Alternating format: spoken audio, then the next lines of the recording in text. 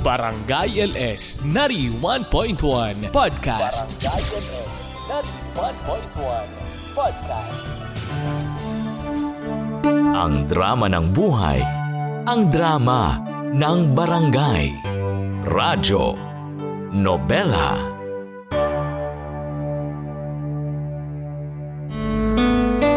Si Mama Ganda sa Radyo Nobela.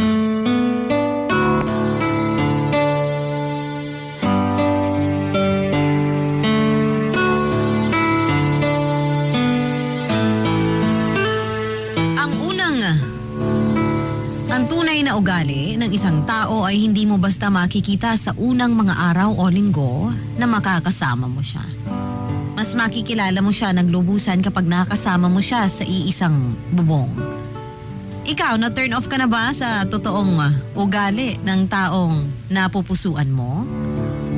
Dear Mama Ganda, may iba sa atin na nagkakagusto dahil sa itsura ng isang tao. Yung iba naman sinasabi na attracted sila sa ugali ng taong gusto nila. Pero paano? Paano nga ba natin malalaman ang totoong ugali ng isang tao? Paano natin sila lubusang makikilala? Sapat na ba ang ilang linggo o buwan na kasama sila? O mas dapat bang makasama pa natin sila sa iisang bubong para makita natin ang totoong kulay nila? Magandang araw po sa inyo, pati na rin sa lahat ng nakikinig ngayon. Tawagin niyo po ako sa pangalang Nathan, 30 years old at nagtatrabaho bilang recruitment associate. Palagi rin po ako nakikinig sa inyong programa. At sa pagkakataong ito, kung mapili niyo man po ang aking sulat, sana'y kapulutan ng aral. Matagal na rin po akong single noon nang makilala ko si Mona. Taong 2016. Sa Facebook kami unang nagkausap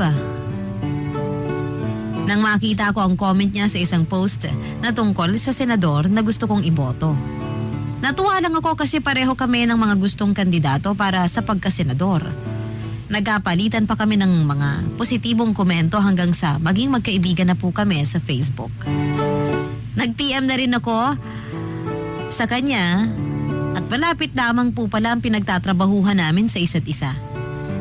Kaya naman pagkalipas ng isang buwan ng pag-uusap sa Facebook, nagkita po kami ng personal ni Mona. Ako po si Nathan at ito ang aking kwento.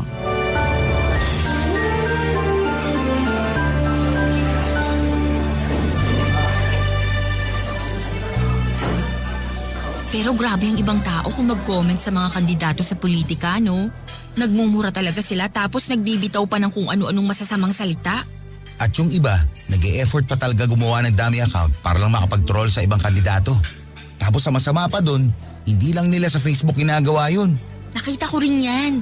Ang dami nilang platform na ginagamit para lang makapag-troll talaga. Buti na lang hindi tayo ganun, ano? At least tayo, alam natin kung paano irespeto yung kanya-kanya nating opinyon pagdating sa mga politiko. Yun naman kasi talaga ang kailangan natin, irespeto ang paniniwala ng ibang tao. Magkakaiba kasi yung ugali ng mga tao. Meron sumasakay lang sa gulo o kung ano pang napapanahon na issue. Meron din naman yung ayaw magpatalo pagdating sa diskusyon. Pero feeling ko wala tayo dyan sa dalawang yan. Nandun tayo sa gitna ng dalawang klase ng tao na yan. Yung marunong magsalita at marunong din makinig. Alam natin kung paano rumispeto sa iba. Oo nga no. Kasi ang dami nag-aaway doon sa post kung saan tayo una nagkapalitan ng mga comment. Tapos tayo naman, tamang comment lang sa mga sinasabi nila. Akala ko nga hindi mo papansinin yung reply ko sa comment mo. Buti nag-reply ka rin doon, kung hindi, wala sana tayo ngayon dito. Yung reply mo rin kasi yung pinaka nagustuhan ko dun sa comment ko. Ang chill lang pero malaman. Hindi kagaya nung iba na parang nagpapapansin lang. Ang ganda mo raw kasi kaya sila nagpapapansin sa'yo. Naka-filter lang yung mga picture ko sa Facebook. Pero thank you dito sa dinner ha. You're welcome. Akalain mo yun? Natuloy din tong pagkikita natin pagkatapos ng halos isang buwan na pag-uusap natin sa Facebook. Hindi kasi nagmamatch ang schedule natin kaya hindi tayo matuloy-tuloy. Kaya nga eh. Akala ko tuloy, hindi na ako makakasingit sa hectic na schedule mo. Grabe siya oh. Pareho lang naman tayong busy sa trabaho. Kaya nga nag-effort talaga tayo na mag-early out para lang matuloy yung dinner na to eh. At sana masundan pa kasi nag-e-enjoy ako nakausap ka, Mona. Ako rin naman, nag-e-enjoy ako ngayon. Talaga? Oo. Kasi minsan lang ako makakausap ng kagaya mo. Yung bukas ng isip para sa iba't ibang komento pagdating sa politika. May mga kaibigan naman ako na nakakausap tungkol doon. Pero ang sakit nila sa tenga magsalita. Palaging nagmumura tapos umiinit ka agad yung mga ulo. May ganyan din ako mga kaibigan. Mga ayaw makinig tapos ayaw magpatalo sa usapan. Hindi naman ako nakikipagdebate sa kanila. Pero ang gusto nila, sila lang ang tama kapag nag-uusap kami. Grabe, may mga ganun din talagang tao, no? Nakaka-stress kausap. Mabuti na lang talaga nakilala kita. Basta kapag na-stress ka sa mga kaibigan o kaopisina mo, tawagan mo lang ako. Para sabay nating ilabas sa pagkain ang stress na nararamdaman natin.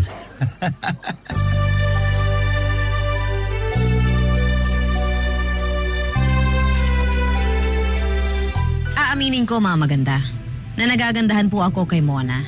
Kaya nag-reply ako sa comment niya sa isang public post ng page na pina-follow ko sa Facebook. At nang magkita kami ay mas maganda pa pala siya sa personal. Parang wala namang filter yung mga picture niya sa online. Kaya naman hindi ako nagkamali na magpapansin sa ginawa ko sa kanya. Muling nasundan ang pagkikita naming dalawa dahil magkalapit lang ang pinagtatrabahuhan namin. Hindi ko na rin pinatagal pa at nanligaw ako kay Mona. Wala pang isang buwan nang sagutin niya ako at sobrang saya ko po. Akala ko kasi mahihirapan ako na pasagutin ang babaeng katulad niya. Ang sabi niya gusto na rin daw po niya ako at hindi na siya magpapakipot pa.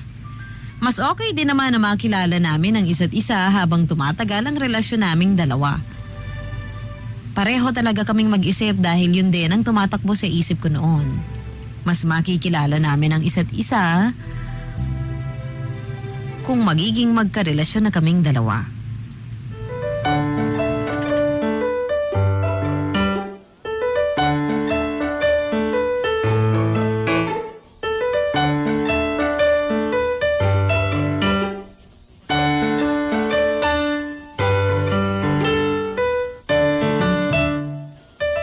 Grabe, Beb. Ang sarap naman itong niluto mong chicken pork adobo. Nagustuhan mo ba? Oo, mukhang kukulangin sa akin ang kanin sa kaldero. Pwede naman ako magsaing pa kung kulang talaga yung kanin sa atin. Hindi na, Beb. Papapain ko na lang yung matitira. Sige, ikaw ang bahala.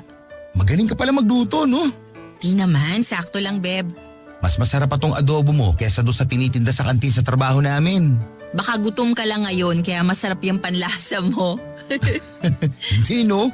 Sabi ko nga sa'yo, diet dapat ako ngayon. Pero tignan mo, nakakarami na ako ng kanin, no? Iba kasi talaga sarap nitong adobo mo eh. Natsambahan ko lang siguro yung timpla ng niluto ko kaya nag-e-enjoy ka. Beb, hindi tsamba to.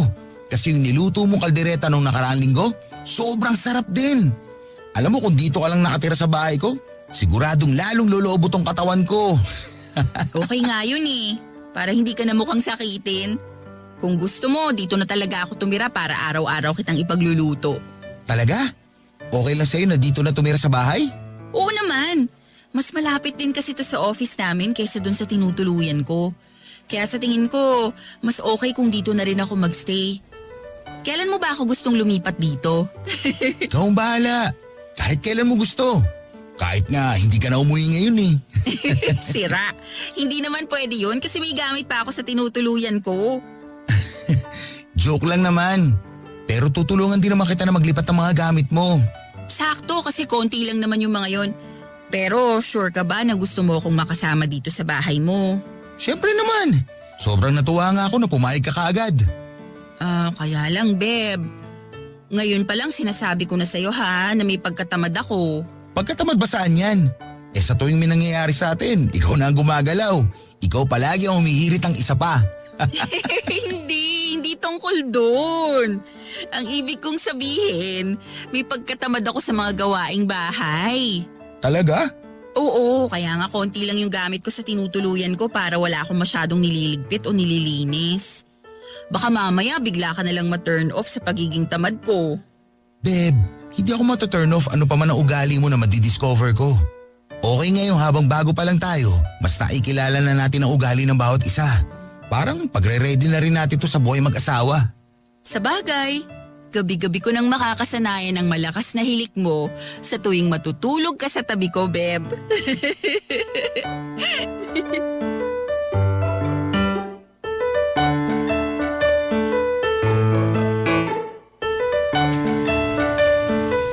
Pakiramdam ko talaga ay sobrang compatible naming dalawa ni Mona.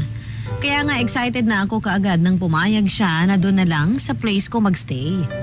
Iyon ang unang pagkakataon na may makaka-live-in ako. 2 buwan pa lang kaming magkarelasyon noon.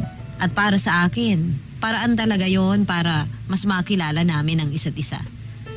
Siyempre kapag palagi kaming magkasama, mas matatanggap namin ang negatibo at positibo na katangian ng isa't isa. Mas lalalim din ang relasyon namin at pagmamahal na nararamdaman. Saka kahit saglit pa lang ang relasyon namin, ramdam ko naman na pareho kaming seryoso ni Mona sa isa't isa. Hindi ako yung tipo ng lalaki na palaging may extra na babae. Kapag nakipagrelasyon ako, sigurado ako sa sarili ko mamaganda. Na seryoso at sisiguraduhin ko na siya na ang gusto kong makasama sa buhay. Kagaya nga lang ng relasyon namin noon ni Mona. Nang sumunod na linggo ay tinulungan ko na nga si Mona na kunin ang mga gamit niya sa kanyang tinitirahan mamaganda. Upang makapagsimula na rin kami na mag-ayos ng mga gamit niya sa aking place. Ang sabi niya sinadya niyang kumuha ng ganoon kaliit, hindi lang dahil mura ang upa, kung hindi dahil para maiwasan ang maging makalat. Sa totoo lang, medyo makalat na rin para sa akin ang lugar na yon nang dumating ako sa lugar na tinitirhan ni Mona. May mga damit kasi siya na nakalagay sa likod ng sofa. Bawat sulok din ay may iba't ibang sapatos na nakalagay tapos inaalikabukan na. Ganon din po ang telebisyon niya.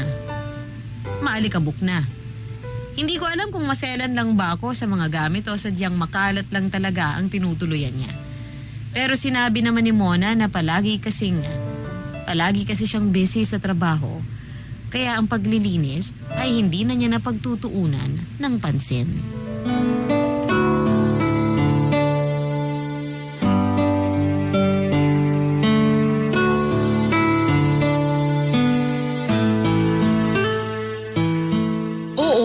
Bahalang kumausap sa client na yon. Basta sabihin mo sa kanya na may meeting kami ng 9 a.m. Hindi ako malilate kasi mas malapit na ako ngayon sa office.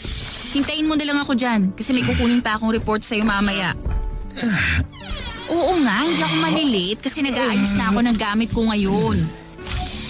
Nakalipat na nga ako ng bahay, diba? Kaya wag mo nang problemahin yung biyahe ko.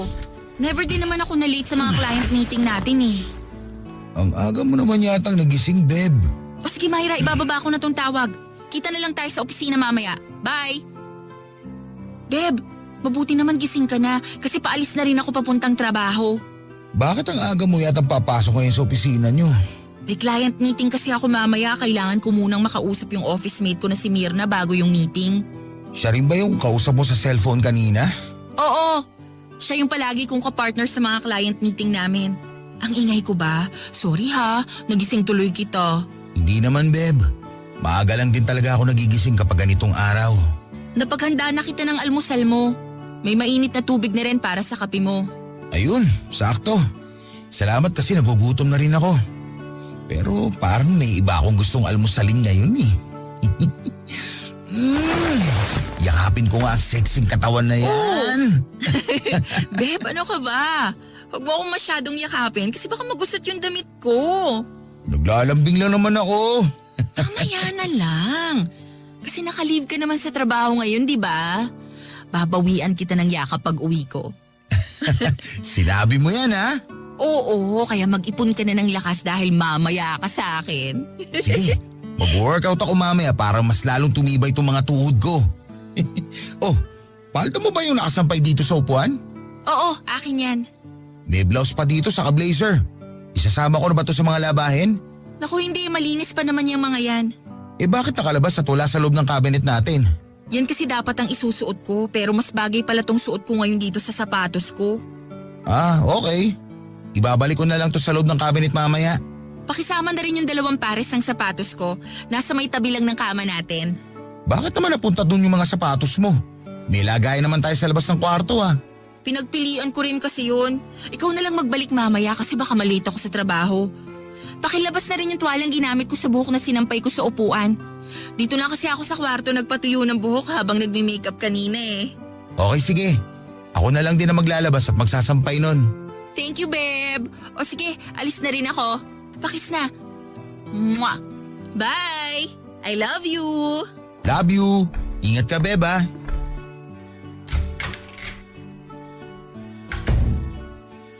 Ay, grabe ang kalat ng kwarto Parang dinaanan ng bagyo.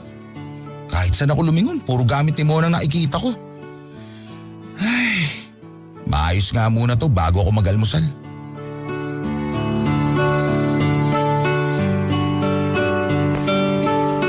Pagdating sa mga kailangan, pagkagastusan sa bahay ko, wala akong naging problema kay Mona. Hinahatian niya rin kasi ako sa pagbabayad ng upa at mga bills. Tapos nag-grocery rin siya para sa kailangan namin. Minsan nga mas malaking pera pa ang nailalabas niya kasi mas marami siyang kailangang bilhin para sa kanyang sarili. Kaya kung usaping gastos at pera ay hindi ako nagkakaproblema sa kanya. Kaya lang pagdating po sa ibang bagay, unti-unti ko nang nakikita ang mga hindi namin napagkakasunduan. Legit pala, yung sinabi niya na may pagkatamad siya sa mga gawaing bahay. Pagdating doon ay hindi ko talaga siya maaasahan. Okay lang naman sana, kaya lang medyo makalat talaga siyang tao. Kung saan-saang parte ng bahay, makikita mo ang mga personal na gamit niya kagaya ng damit, sapatos, bag, o minsan pa, pati na yung mga underwear niya. Sinabi niya na may oras raw kasi nahirap siyang pumili ng isusuot niya kaya nakakalimutan niya na ibalik sa pinagkuhaan niya ang mga gamit na madalas ay nakikita kong nakakalat. Ang mas masama pa ron, sobrang nagrarambulan ang mga damit niya sa kanyang cabinet. Bagay na nang makita ko, medyo nainis po ako.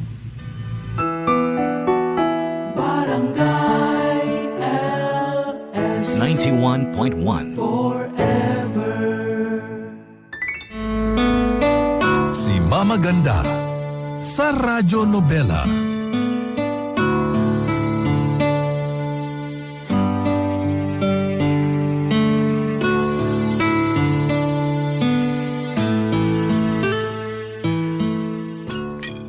Beb, ang sarap ng pagkakaluto mo dito sa minudo.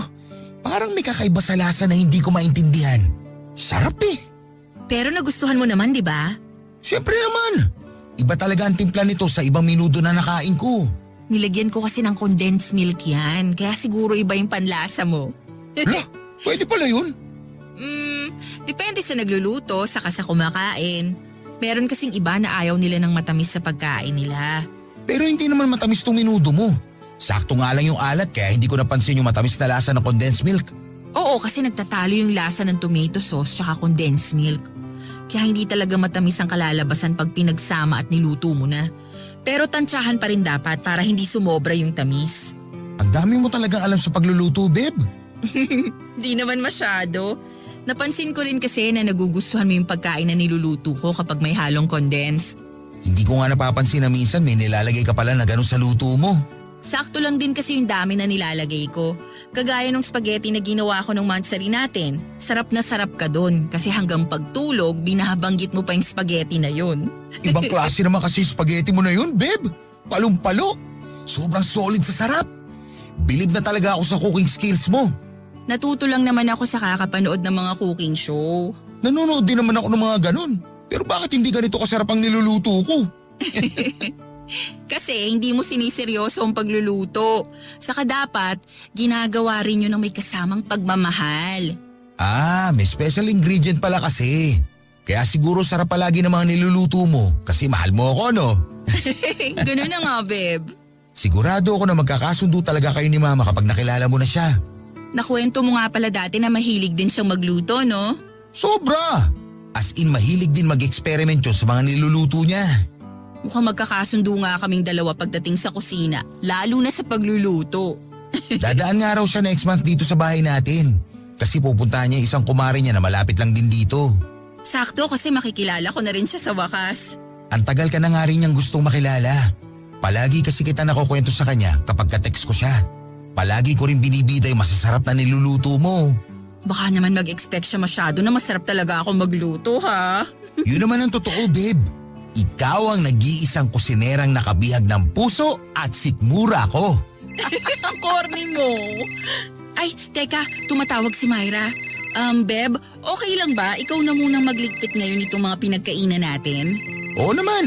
Ikaw na nagluto, kaya ako na magliligpit at maghuhugas ng mga to. Sige na, sagutin mo na yung tawag. Salamat!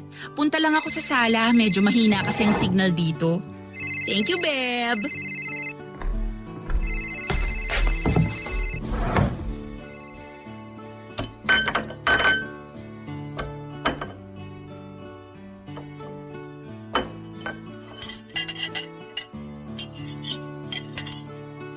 Ilagay ko na nga muna itong mga plato at kutsara sa lababo para hindi na makalat dito sa lamesa. Oh, sobrang kalat pala dito sa lababo. Lah, bakit magkakahalo yung mga pinaglutuan sa mga balat ng gulay dito sa palanggana? Teka nga, ibaba ko muna itong mga pinggan dito sa gilid. Ay, ayusin ko nga muna sandali itong mga pinaglutuan ni Mona. Oh, tumapon pala yung mantika at condensed milk dito. Nilanggam na tuloy. Ay, bakit kasi hindi man lang muna binuhusan ni Mona to para sana hindi na nilanggam? Nako, mukhang matatagalan ako sa pagliligpit ng mga to ha.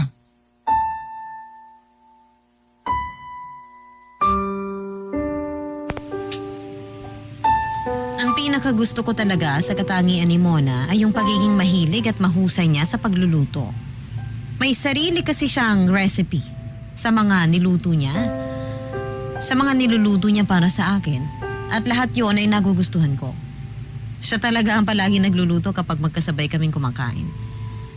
Dahil siya na ang nagluto, ako naman ang nakatoka sa pagliligpit at paghuhugas ng mga plato. Pagkatapos niya magluto ay sobrang kalat ng kusina namin. Lalo na ang lababo. Palaging magkahalo ang mga sangkap at hindi na kailangan ang mga gamit niyang pangluto sa lababo ay kung saan-saan po nakapatong. Para po bang hindi niya kailangan ng lalagyan? Dahil kung saan-saan niya ito nilalagay. Kinakain tuloy ang oras ko sa pag-aayos ng mga yon bago ako makapagligpit. Minsan sinabihan ko siya na baka pwede siyang magluto ng hindi masyadong nagiging makalat ang kusina. Pero nadidistract daw siya kapag maraming ibang ginagawa habang nagluluto siya kaya hindi niya mapagsabay-sabay. Habang tumatagal nga ang pagsasama namin noon ni Mona ay mas nakilala namin ang isa't isa. Lumalabas na rin ang mga ugali namin na hindi namin masyadong pinapakita sa iba. Para bang mas napapansin ko ang pagiging tamad niya at makalat sa bahay namin. Mula sa pagluluto hanggang pati na rin sa mga personal niyang gamit. Hanggang sa banyo, sala o kwarto man. May mga damit siya na nakakarating sa sala namin pero sasabihin niya noon na malinis daw yon at ibabalik na lang daw niya sa kwarto. Ang dahilan niya palagi ay nagbabago raw ang isip niya kapag susuotin na niya ang mga damit na yon kaya naiiwan niya kung saan-saan.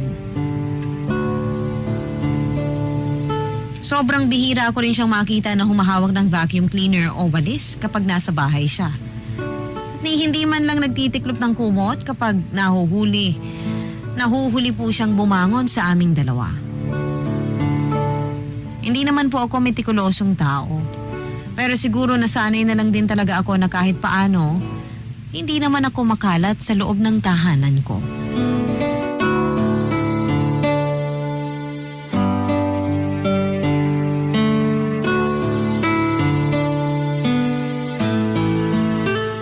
Oh babe, bakit ako ka pang alis ka? May lakad ka ba ngayon? Oo, birthday kasi ng office mate ko, si Katrina. Despedida party na rin kasi niya, nag-resign na kasi siya sa trabaho. Mga anong oras ka kaya makakauwi mamaya? Siguro mga gabi na, Beb. Ganun ba? Oo, bakit biglang lumungkot yung mukha mo? Wala naman, Beb. Nag-text kasi si Mama na ngayon na lang daw siya makakadaan dito sa bahay. Hala, ngayon na? Akala ko ba bukas pa? Napaaga nga kasi may kailangan daw siyang asikasuhin bukas. Pero dito naman siya magpapalipas ng gabi, di ba? Hindi ko sure, Beb Baka kailangan niya na rin kagad bumalik ng Cavite. Sorry, Beb. Nabigla naman ako. Akala ko kasi bukas pa yung dating niya eh. Okay lang. May ibang araw pa naman para makilala mo siya. Pwede rin naman na tayo na lang ang pumunta sa Cavite para dalawin siya doon. O sige na, aalis na rin ako. Oh, teka. Naiwan mo tong paper bag na sapatos at jacket sa ibabaw ng lamesa. Meron pa ditong notebook sa pouch. Ay, hindi ko na dadalhin yung mga yan. Pakibalik na lang dun sa kwarto natin. Thank you, Beb. Alis na ako. Bye. I love you. I love you too. Ingat ka. Ay, ang kalat na naman dito sa sala. Parang dinaanan na naman ng bagyo ang mga naiwang gamit ni Mona. Ano bang una kong liligpitin? Itong 3 pares na sapatos niya? Mga damit niya? O itong mga pouch ng makeup niya? Ay, ibalik ko na nga lang muna sa lalagyan itong mga sapatos niya.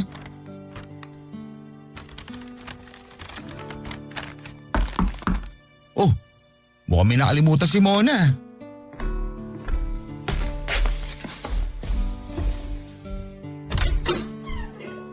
Hello, anak! Oh, Mama! Akala ko po mga tanghali pa kayo makakadaan dito sa bahay. Pasok po kayo. Salamat! Inuna na kitang puntahan para maiwan ko na itong mga pasalubong kong kalamay sa'yo. Salamat po, Mama. Kapag wala sa mesa tong kalamay. Sayang, Ma. Hindi nyo naabutan si Mona. Kaalis-alis niya lang. Naku, sayang nga. Akala ko pa naman makikilala ko na siya ng personal ngayon. Oo nga po Bakit parang makalat dito ngayon sa bahay mo, Nathan? Ano po hindi pa po ako nakakapaglinis ng bahay. Oh, ano naman itong mga gamit na nandito sa sofa mo? Mga gamit lang po ni Mona. Pati ba yung nakikita ko na nasa ibabaw ng lamesa na yon? Gamit din yun ng girlfriend mo? Oo po. Ayusin ko na po sana yung mga yan bago kayo dumating. Liligpitin ko na po. Bakit naman ikaw ang magliligpit? Hindi mo naman gamit ang mga yan May lakad po kasi si Mona ngayon. Biglaan din po kaya naiwan niyang medyo magulo ang mga gamit niya. Anong medyo magulo? Magulo talaga ang mga gamit niya. Parang kahit saan ako tumingin nakakalat sa iba't ibang sulok ng bahay ang mga gamit ng girlfriend mo, Nathan. Hindi naman po masyado, Ma. Nagkataon lang. Anong nagkataon lang? May kasama kang babae dito, kaya dapat malinis na tong bahay mo kahit papano. Pero sa itsura nito, parang hindi babae ang kasama mo Ang kalat at ang burara sa mga gamit niya. Mama, ipagtitimpla ko po muna kayo ng kape. Upo muna kayo dyan sa sofa. Ihanda ko na rin po itong kalamay na dala ninyo. Upo? Paano ako uupo? Ano, uupuan ko yung mga gamit niya? Hay naku, Nathan! Pagsabihan mo yung girlfriend mo, ha? Hindi ako natutuwa. Pinaiinit niya ang ulo ko.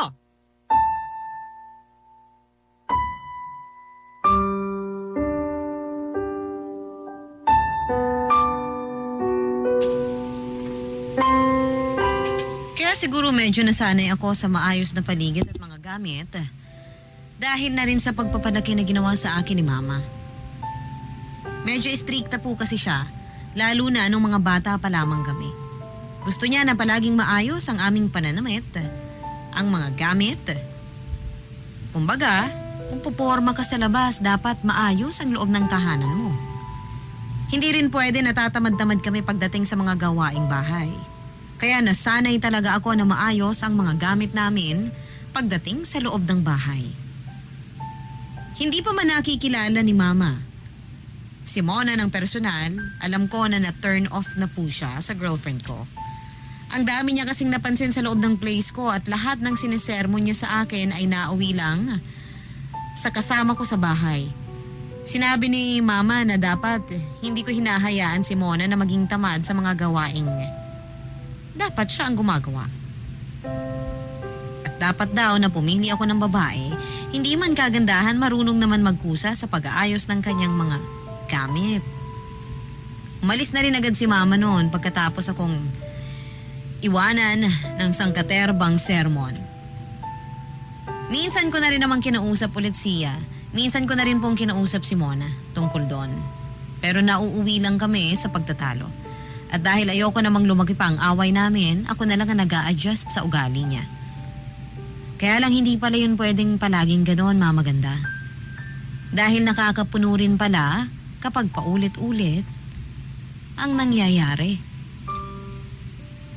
Na para bang kahit sabihin mo sa kanya, hindi kanya naririnig.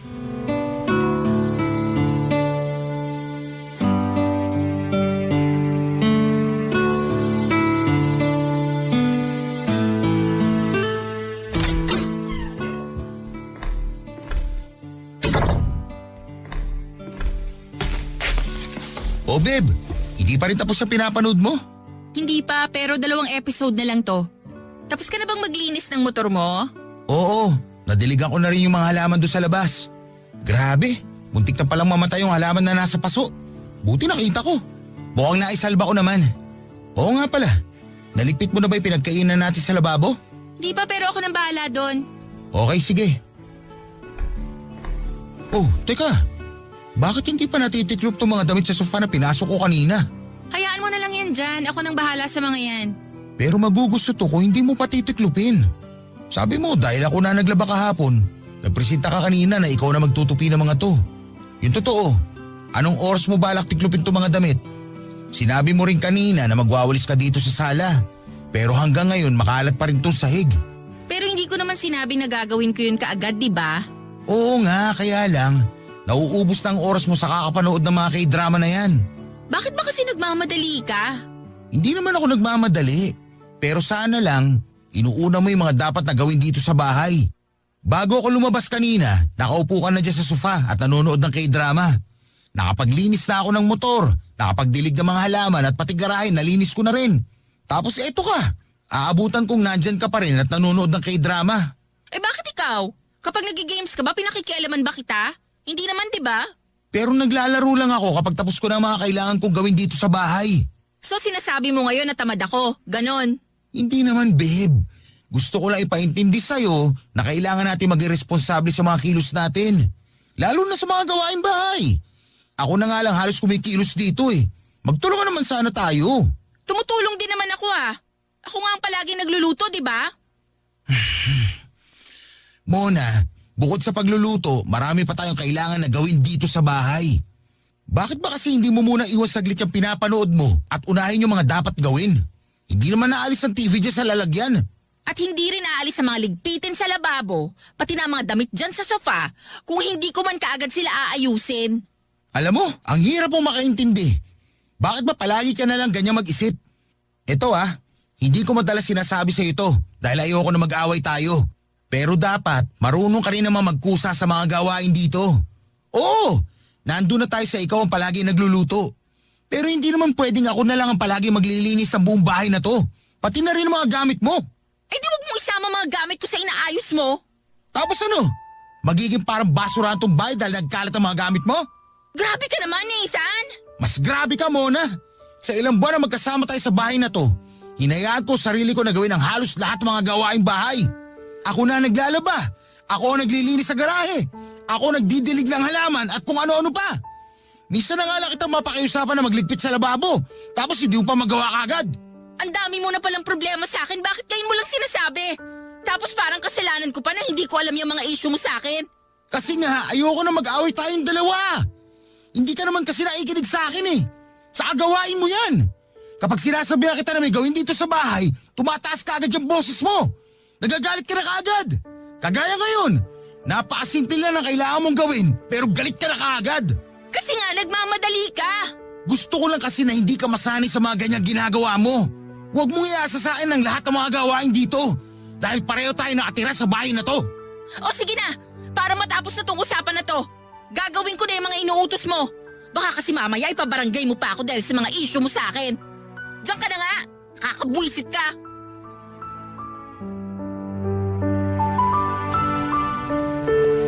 Yun talaga ang ayokong mangyari kaya hindi ko kinukumpronta si Mona tungkol sa mga gawaing bahay. Dahil alam ko na hindi siya magpapatalo. Habang nililigpitan na niya ang mga pinagkainan namin sa lababo, ako na ang nagkusang mag-ayos ng mga damit na dapat siya ang mag-aayos. At bago matapos ang araw na yon, ay nagkabati rin naman kaming dalawa. Pero siguro may mga tao talaga na hindi marunong magbago. Kasi naulit ang pagtatalo namin yun. Hindi na kami nagkakasundo kahit sa mga simpleng bagay lang. Tiniis ko na lang ang lahat ng yon dahil mahal ko si Mona. At ayoko rin naman na magkahiwalay kaming dalawa. Pero minsan dumalaw po si Mama sa bahay at nagbonding sila sa pagluluto. Pasimpleng sinabi ni Mama sa akin na napakakalat daw magluto ni Mona. Nagustuhan niya ang lasa ng niluto nito pero hindi raw sila magkakasundo pagdating sa kusina. Hindi ko lang yun sinabi kay Mona para hindi po siya ma-offend o malungkot. Habang tumatagal ay mas lalo lamang dumadalas ang pag-aaway namin ni Mona. Hindi kasi talaga niya binabago ang ugali niya tungkol sa pagiging tamad niya sa mga gamit niya na ako po ang laging nagliligpit.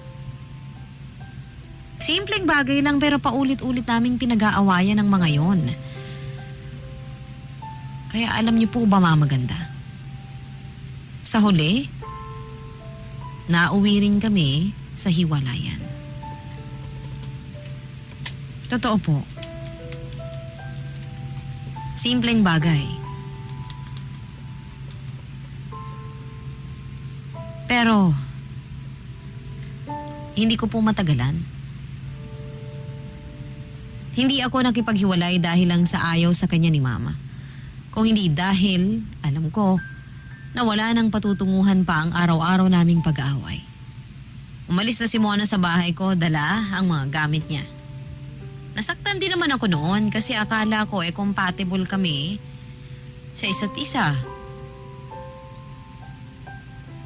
Pero ganoon talagang buhay. Hindi pwedeng magkatotoo ang lahat ng sana natin. Siguro, malaking factor din yung pagsasama namin sa isang bubong kaya natapos kaagad ang relasyon namin. Pero kung hindi naman nangyari yon, hindi ko rin malalaman at makikilala ang totoong ugali ni Mona. Sa ngayon, single po ako at umaasa na makita ang aking forever na makakasundo ko hindi lamang sa mga gawaing bahay, kung hindi pati na rin sa mga bagay na pwedeng magpatibay sa aming relasyon. Dito ko na po tinatapos ang aking sulat. Ako po, ang inyong forever kapuso at kabarangay, Nathan. Ang drama ng buhay, ang drama ng barangay. Radyo Nobela.